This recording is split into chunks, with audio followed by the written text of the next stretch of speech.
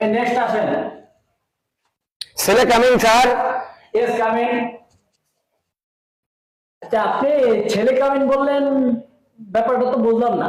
Sir মেয়েরা ঢুকলে বলে মেয়ে কামিং, আমি ছেলে মানুষ ঢুকছি আমি বলছি ছেলে কামিং, কি আমি কি ভুল বলছি স্যার?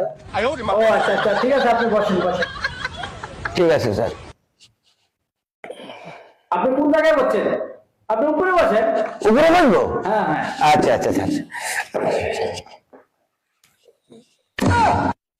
আরে আপনি এখানে বসছেন কেন?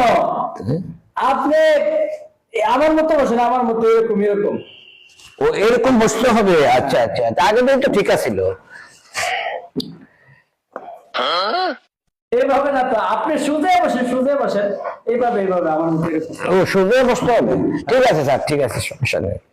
আচ্ছা ঠিক আছে, আপনার চাকরিটা খুব প্রয়োজন না? জি স্যার, জি জি। আচ্ছা ঠিক আছে, বেশি কিছু জিজ্ঞাসা করবো না, দুই একটা প্রশ্ন করে তারপরে শেষ করে দেবো। যাই হোক, আপনি এবার বলেন তো ব্যাকরণ কাকে বলে? স্যার এই যে আমরা বেকার বেকার ঘুরি, আমাদের কোনো চাকরি বাকরি নাই, এদেরকেই তো স্যার ব্যাকরণ বলা হয়। ও আচ্ছা আচ্ছা, ঠিক আছে, যাই হোক, গুড, ভালো ভালো ভালো কথা। তাহলে আপনি আরেকটা প্রশ্ন করি, করেন। আপনি বলেন তো ফার্স্ট ব্রেক কাকে বলে?